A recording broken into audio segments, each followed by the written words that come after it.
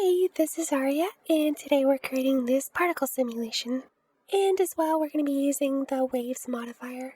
If you like my work, make sure to like and subscribe. Your support matters a lot, so if you're able to make a donation, or you just want to get a copy of my original animation file, then head over to my Patreon page and sign up to become a member.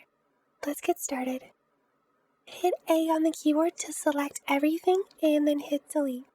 Shift A, Mesh, and we're going to click UV Sphere. Then we just want to scale this up, so S to scale, and type in 2. Since we're going to have a ground, I just want to bring this up, so G, Z, and we can type in 2.5. Right click and Shade Smooth.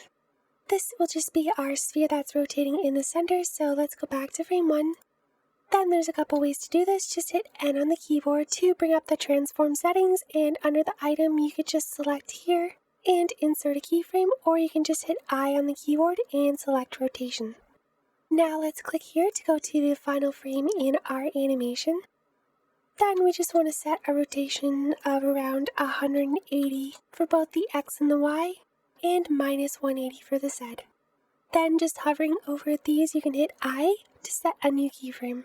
I'm just going to throw on wireframe for a sec, and if I hit play, you can see that we've got our rotating sphere.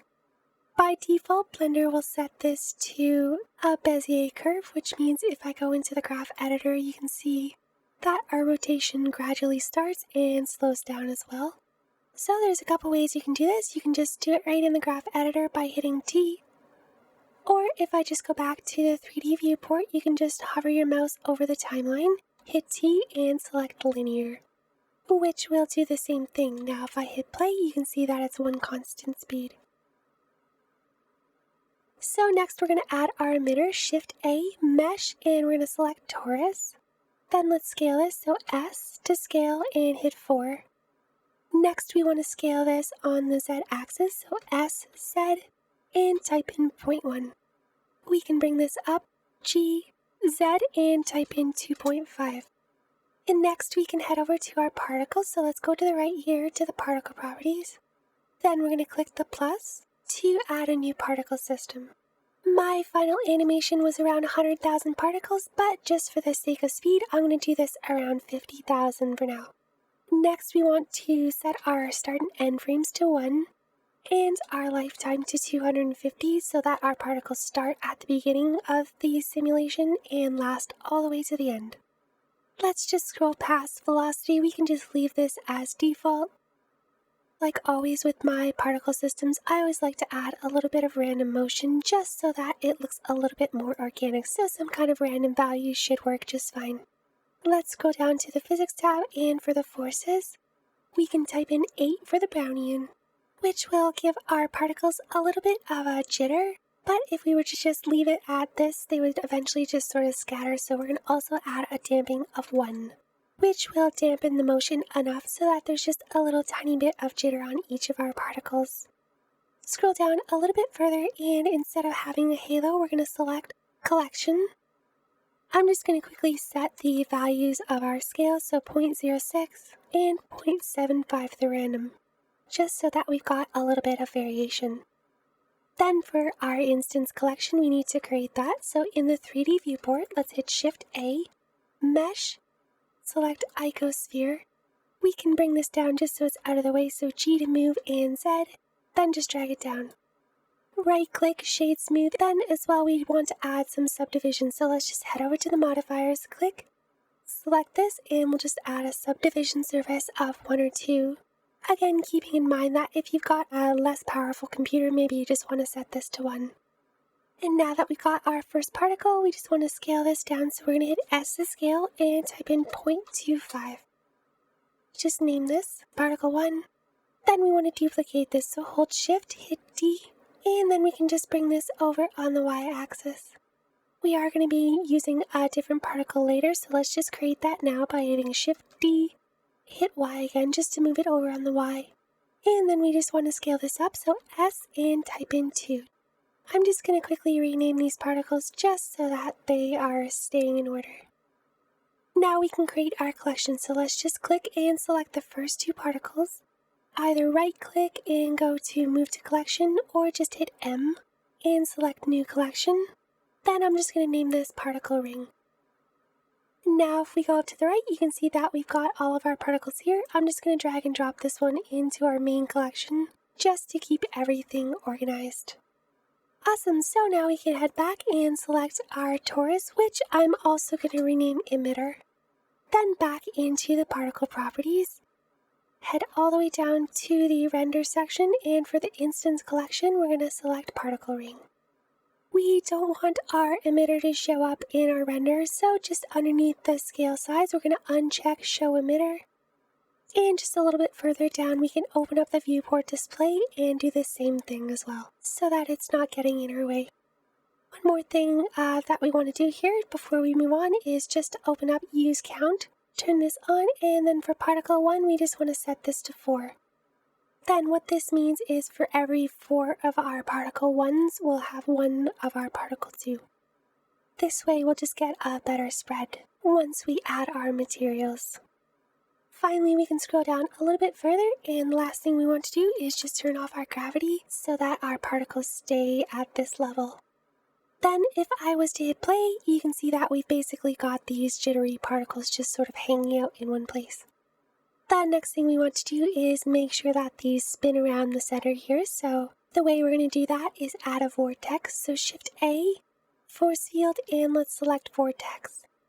And next we'll bring this up, so G, Z, and type in 2.5. Then just so we can see it, let's scale this. So just hit S and then scale. Let's head over to the physics properties, and this is where we can set our values. So let's set the strength to 8 and the inflow to 4. If we were to just leave this, everything else as default, you can see that everything sort of just gets sucked into the center. It is spinning, but it's not really doing what we want. So what we can do is just change one setting over here in the shape. At the very top, we're going to select and change this to point. And now if I hit play, you can see that we get a lot different of a reaction for our simulation. So this is exactly what we want. Feel free to change the strength, which is basically just how fast things will spin. But if you go too high to say something like 50, it is a little bit subtle, but you'll notice that eventually the particles do sort of spread out. So if you did want to do something at this speed, all you would want to do is counteract this by adding a force in the center as well, and then you would just want to add some kind of negative value, like say -1, which would then just sort of help pull your particles in. I'm just going to delete that and go back to our vortex. Then again, we're going to just set that back to 8. Now that we've got our spinning motion, we just need to add some turbulence to this. So Shift A, force field, and let's select turbulence. Again, I'm just going to bring this up, G, Z, and type in 2.5. Then I'm just going to hit S to scale just so that we can see this when we turn off our X-ray toggle. Back in the physics properties, we can select the strength and set that to 25, which is just how powerful our turbulence is. Then we're going to set the size to 2, and what this will do is just create larger curls as opposed to smaller, tinier turbulence. Then finally for the flow, we can add a value of 10. Without going into too much detail, basically this will just help your particles sort of flow together and make them a little less erratic. I'm just going to bring this down a little bit, so let's set the strength to 15 and the size to 1.5. Then finally we can select our emitter, head over to the particle properties. I'm just going to bring these up a little bit now to around 75,000. Open up the cache settings, make sure to save before you bake, and then hit bake. Great, so now that that's done, make sure to save after you bake as well. Hit play or just scrub through to see different parts of your simulation. And now that that's done, we can move on to adding our waves. So Shift A, mesh and plane. Then we want to scale this, so S to scale and type in 50. I'm just going to zoom out a little bit, and then I just want to bring this back this way, G, and hit X. Just because I know that our camera is going to be offset, so this will help us make a better use of space. Next, we need to hit Tab to go into edit mode. Then since we're adding some displacement and waves, we need to add some subdivisions. So right click and subdivide. Then click here and then we'll type in 100. If you've got a slower computer, just leave it to that amount there. But while I've got everything selected, I'm going to right click and subdivide one more time. Then tab to go back into object mode, and you can see that all of our scale values are set to really high, so we need to apply this to our mesh. As well, since we moved our plane, our center point is back here now, which we also want to reset. So hold Control, hit A, then select all transforms. And now we can move on to our displacement, so let's head over to the Modifiers tab. Click the modifiers, and the first thing we want to do is just add a bit of a subdivide. So let's add a subdivision surface of 1. Click, and then next we'll add a displace. Click New. Then we're going to click this little icon to go into the texture properties, or you can just click down here as well. Select this, and we're going to select the wood option.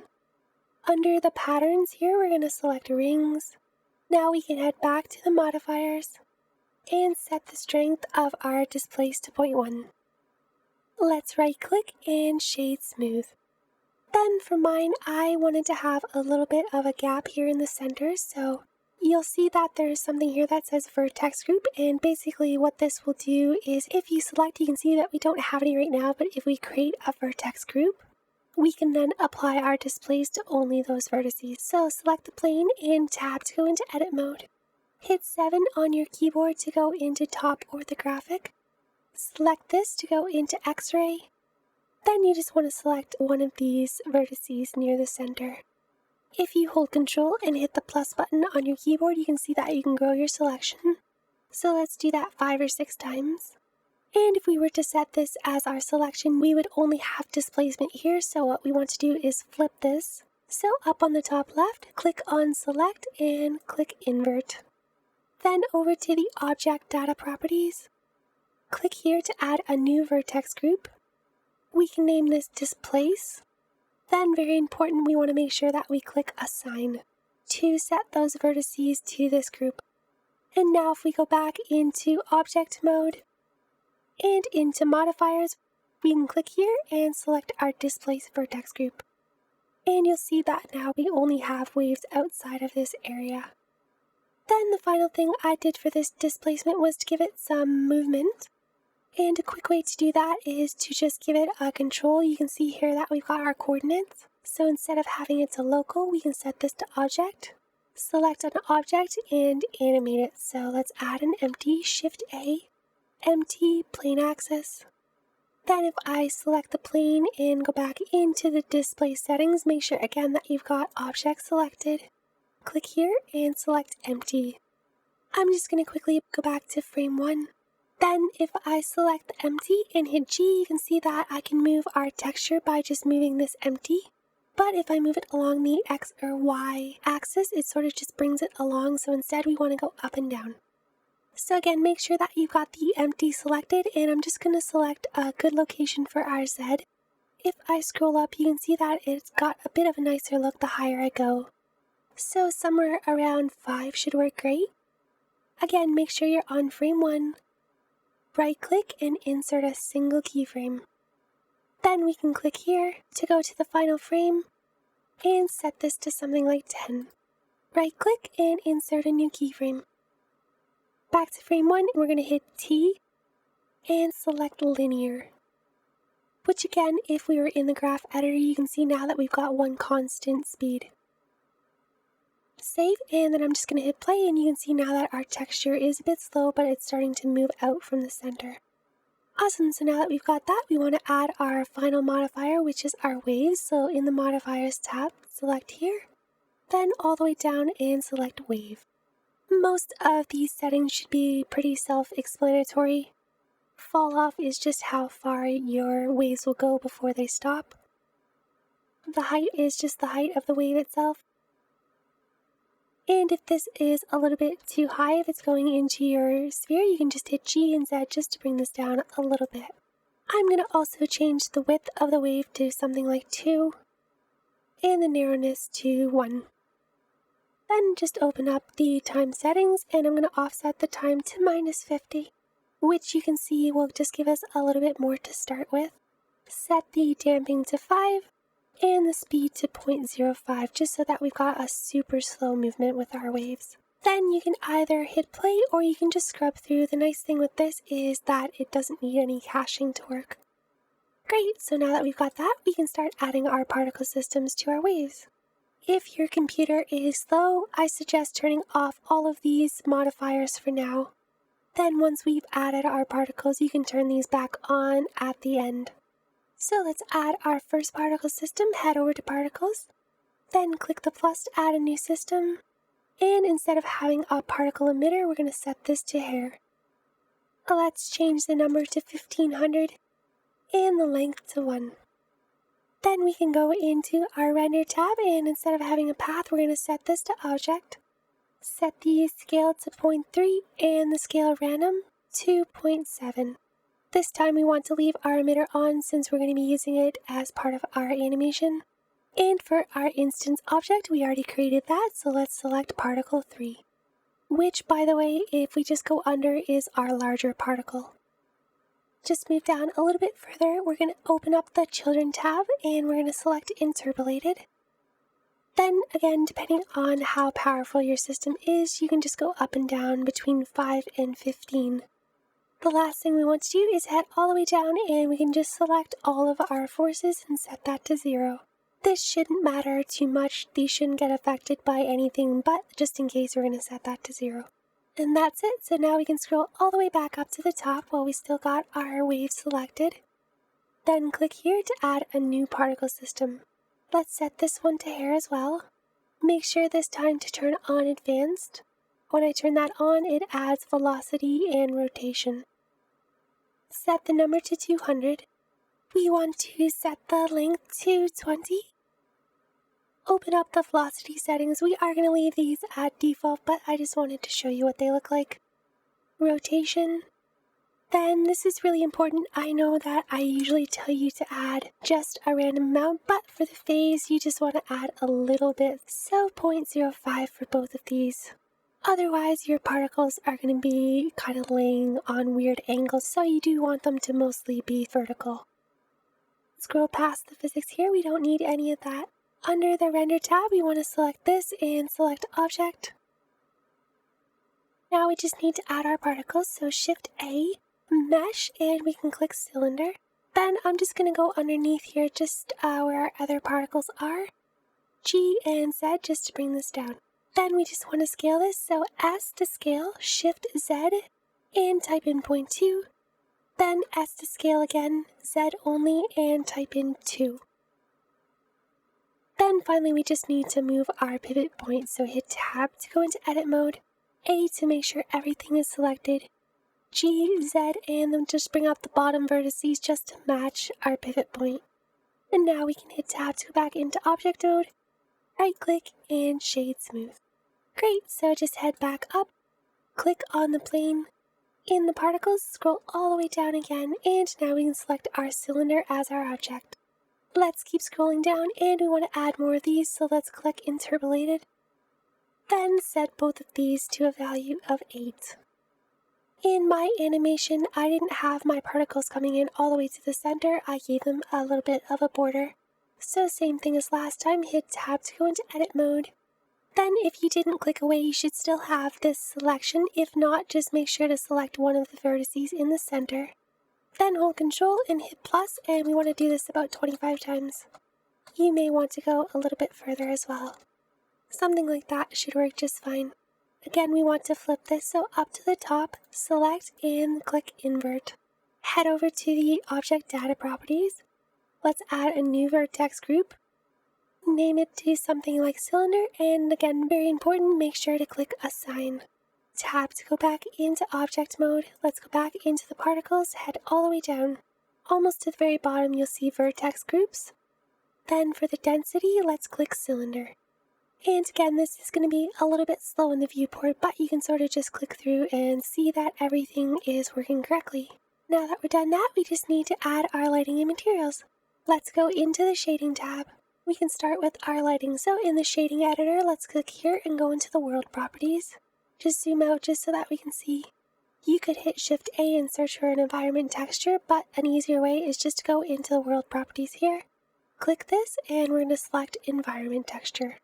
Then click Open, If you want to use the same HDRI as I did, just go to the link in the description, then select this to download a copy to your computer.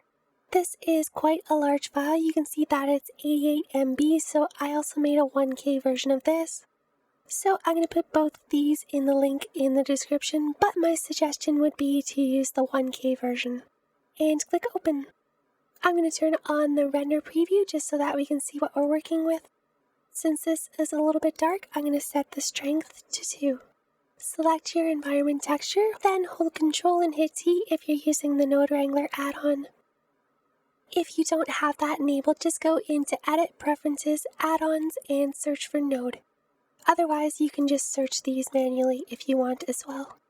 Then the only thing I did here is rotate the HDRI on the Z-axis. So now we can click here and go back into Object Shading. Then we can start with our ground, so let's select our ground plane. By the way, these kind of look like they're in this thing, but they're not. They're in the scene collection, but we can select all of these and just drag and drop them into our main collection. Just so that things don't get too confusing. Whatever you do, make sure that they don't go inside of this. Or else you'd have like your cylinder and your plane and your empty all being part of your particle system. Okay, again, so let's select the ground here, which we can just name Waves. Click New. Select the base color and we'll just give this a slightly blue color, something just very subtle. Set the metallic to 1 and the roughness to 0.05. Next we can click on our sphere, let's select New, metallic to 1, and set the roughness to 0.1. Let's add the second part of our material, so Shift A and search for emission. Then to mix these two together, we need to add a mix shader. Hook this up to the bottom, then set our value to around 250. Since we're using EEVEE, we can head up to the render properties and let's just add a couple things here. Ambient occlusion and bloom. As well, we want to add screen space reflections. Then head down to film and uncheck transparent. So let's just start isolating our materials. So Shift A and search for Voronoi. Take the distance output and hook that into the factor. Next, let's click here and change this to distance to edge. Then we're still not seeing anything, so let's just add a color ramp. If we were to drag this over, you can see that we're starting to get a separation. So let's bring this to around 0.05. Set the scale to 4 and the randomness to 0. You can sort of faintly see what's happening underneath, so just a couple more nodes. Let's duplicate our color ramp by hitting Shift D and plugging this into the color. Let's bring our dark value over closer to the center to around 0.4. Select our light value and let's set this to a blue color. And that's starting to look really good. The only other thing I did was just break up the emission a little bit, so Shift A and type in noise. Then we can hook the factor into the factor, set the scale to 10, detail to 50, and the distortion to -1.1. Now finally we can move on to our particles. So first we're going to select our particle 3, which is the particles on top of our waves. Click New. Let's make this slightly blue, metallic to 1, and roughness to 0. Then we just want to give these a bit of a shiny edge, so Shift A and search for emission. Set the value to 25. Then search for mix to mix them together. And the way we want to separate these is with a layer weight, so Shift A and search for layer weight. We're going to use the Fresnel and hook that into the factor. Finally, we'll search for a color ramp and bring this value all the way up to something around 0.65. And now you see that we've got this nice glow on the edges here. I'm just going to name this P3 just because we are going to be reusing this material and modifying it a little bit. And now let's click our cylinder. Click New. Then we want to click on the base color and set the value to 2, metallic to 1, and the roughness to 0.2. Finally, we can open up our particle collection here and we'll select our first particle. Then instead of recreating what we did before, we're just going to reuse one of our materials. So click here and select P3. Then we want to make sure that we make a copy of this just so that we don't change our other particle. Set the emission value to 250, select the base color and set the value to 5. And that's it, everything else can stay the same. Finally, let's click on our last particle, New. Set the base color to a medium blue, metallic to 1, roughness to 0, and clear coat to 1. So now we can head back to the Layout tab and let's turn on our render preview. I have a lot of people asking about how I do my camera work, and honestly it's so simple, so Shift A and select Camera. Then to quickly snap our camera to view, we're going to hold Control, Alt, and hit 0 on the numpad. I'm going to set my focal length to around 70, then again I'm just going to hit F3 and just use my arrow keys and my mouse to orbit out. Once you've got a good frame, you can hit I and select Location and Rotation. By the way, this is probably slow, so one thing you can do is just select on the plane, head into the modifiers, and turn off the subdivisions. Again, this will help speed up things by quite a bit. Select the camera, head to the final frame in the animation, then F3, walk, and then I just like to use my arrow keys and my mouse just to move around as if this was a handheld camera. Then once you have a frame that you like, you can just click I and add a new keyframe. Head back to frame 1, and now if I hit play, you can see that with just adding 2 simple keyframes, we've got a nice camera animation. It is starting a little bit slow, so I'm going to change this to linear. Make sure you've got the camera selected, hover over the timeline, hit T, and select linear. Then one more time, back to frame 1 and hit play. As I'm playing my animation, you can see that it's going a little bit off center, so I'm just going to let it go to around frame 100, hit F3, then I'm just going to reset my camera. Just so that it's a little bit more centered, hit I and set a keyframe. Now if I keep playing, you can see that it's looking really good and everything is working great. Typically when I do my camera work, I end up adding about 4 or 5 keyframes. You can see that it's a little bit off here, so again, you can just bring it over a little bit and add a new keyframe. And that's pretty much how I do all of my camera work. One other thing I always end up doing too when I'm adding a camera is to add some depth of field. So just quickly, I'm just going to turn the modifiers back on, so waves in the modifiers tab. I'm just going to turn that back on. Then make sure to select the camera. Head into the camera properties and we can add some depth of field. You could use the sphere as your focus object, but I found for this one it's a bit nicer to have something just out in front. So a quick way to do that is to add an empty. Then just bring it up and over just till it's close to the edge of our particle torus. Then again back into the camera. Click here and we're going to select our new empty. Then I had my f-stop quite low to something like 0.05. So then just select one of the frames in your animation, head into the rendering tab. Adding motion blur is a good idea, but for EEVEE you definitely want to add some extra steps just so that it looks a little bit better. I'm just going to bring it down a little bit as well. Make sure to save, render, and render image.